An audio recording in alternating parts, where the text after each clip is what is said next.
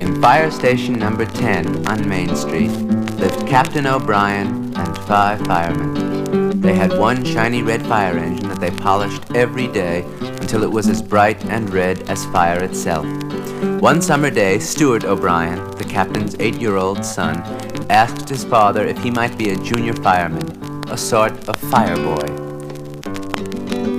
I want to be a fire boy, a fire boy, a fire boy. I want to be a fire boy, for I'm the captain's son. I'll be on time, I won't delay the fire engines night or day. I'll follow rules in every way, for I'm the captain's son. I'll go to the fires with the grown-up firemen, and when they get tired, I'll bring them something to eat and drink.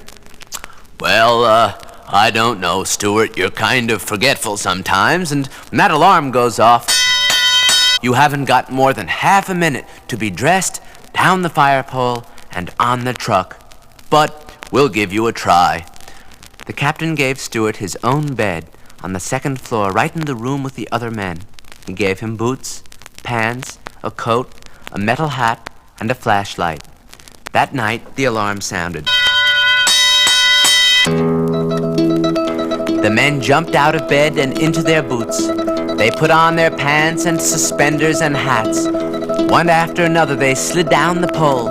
Stuart was the first one down, but when his father saw him, he got very angry and said, "You want to be a fire boy, a fire boy, a fire boy. You want to be a fire boy, for you're the captain's son. You said that you would not delay the fire engines night or day. We should be starting on our way, and you've forgotten your boots." He was standing there in his hat and coat and his bare socks.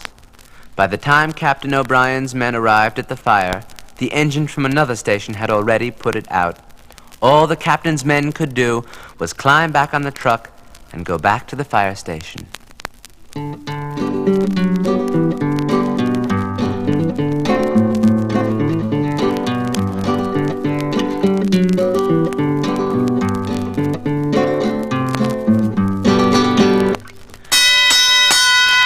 About a week later, in the middle of the night, another alarm was turned in.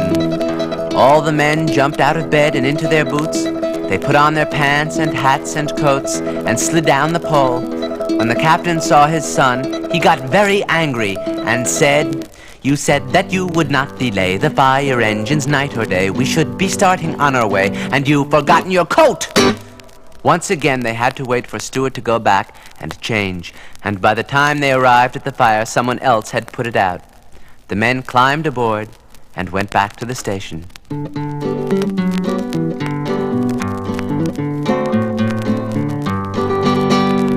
The next time the alarm sounded, Stuart forgot his hat, and once he even came down the pole with a hat and coat and boots, but no pants. By now, the men were beginning to call him Scatterbrain Stuart. They were all very angry and a little worried, too. Of all the careless fire boys, the captain's son's the worst. Though we move on the double to the scene of the trouble, someone else has always gotten there first. Our pump is getting rusty and our hose is full of leaks. We're professional firemen and we haven't seen a fire in weeks. So the men got together and formulated a plan. When one day the alarm sounded, fireman number 1 put on Stuart's pants. Fireman number 2 put on his coat. Fireman number 3 held his hat for him. Fireman number 4 saw to it that he had on socks. Fireman number 5 put on his boots. Captain O'Brien's men were the first to arrive at the fire, and they put it out in no time at all. After it was over, the captain turned to his son.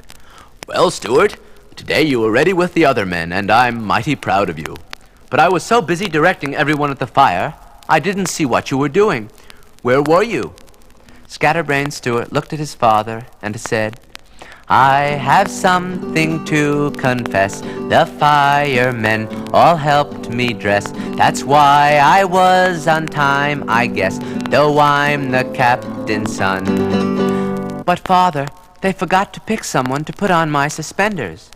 And so I spent my first big chance just holding up my pants.